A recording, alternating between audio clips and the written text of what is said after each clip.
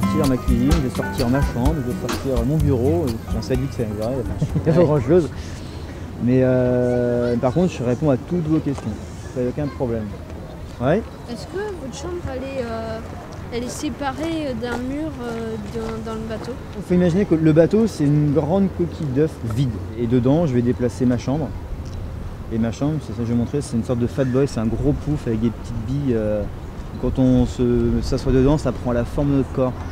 Vous allez avoir ça. Ah oui, Ça, c'est ma chambre ou mon lit, qui me sert aussi de bureau dans mon ordinateur. Et voilà. Et ce n'est que ça. Je n'ai pas de lit, je n'ai pas de banette. Et puis j'ai pas non plus de douche, pas de toilette. Pas grand chose. C'est le lit de Thibaut. C'est le lit de Thibaut. Alors qui veut essayer le lit de Thibaut? Il n'a rien d'autre. Hein. Allez, bah toi tu vas essayer parce que tu as les mêmes couleurs que notre bateau. Voilà. Il te manque plus que les logos de nos partenaires. Ouais, là, il dort comme ça. L'avantage c'est que ça prend la forme de ce qu'on veut. Vas-y. Et vous en remettez pas, parce que c'est quand même extrêmement confortable. On risque d'avoir des siestes subites. Oui. Vous dormez combien de temps à peu près par jour? Je vais dormir par tronçon de 20, 25, voire 30 minutes. Et que par contre je peux renouveler plusieurs fois à suivre.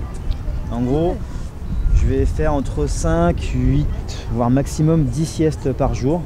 Donc au maximum, je pourrais dormir dans une journée 5 heures. Ça c'est grand maximum. Sinon ça va tourner entre 2 et 4 heures. Comment vous faites pour vous réveiller? J'ai un réveil. Alors j'ai un réveil parce que s'endormir, c'est pas ce qu'il y a de plus difficile parce que généralement on est vite fatigué. Donc on peut s'endormir un peu trop rapidement des fois. Le souci c'est de se réveiller. Donc on met un réveil qui braille très fort et là en faisant on est obligé de se lever pour l'éteindre. Donc si je me débrouille pour pas qu'il soit à portée de bras, comme ça je peux pas dire c'est bon je l'éteins et puis je dors encore. Non, il faut que je me lève pour l'éteindre. Comme ça je suis sûr de me lever. Et je me lève pour faire une chose essentielle, c'est de sortir du bateau, voir ce qu'il y a à l'intérieur, si j'ai pas un bateau de pêche qui est pas loin, si j'ai pas un gros cargo qui se rapproche de moi. Et quand je m'assure, une fois que je me suis rassuré voilà, qu'il n'y ait pas de danger, qu'il n'y ait pas de risque d'accident avec un autre bateau, je peux me recoucher, je remets mon réveil, la minuterie pour 20, 25, 30 minutes et je peux recommencer comme ça. Et du coup, vu que vous n'avez pas de toilette, comment vous faites? J'ai un seau. Donc on a des téléphones portables, mais moi j'ai des toilettes portables. Ah, c'est la classe. Hein.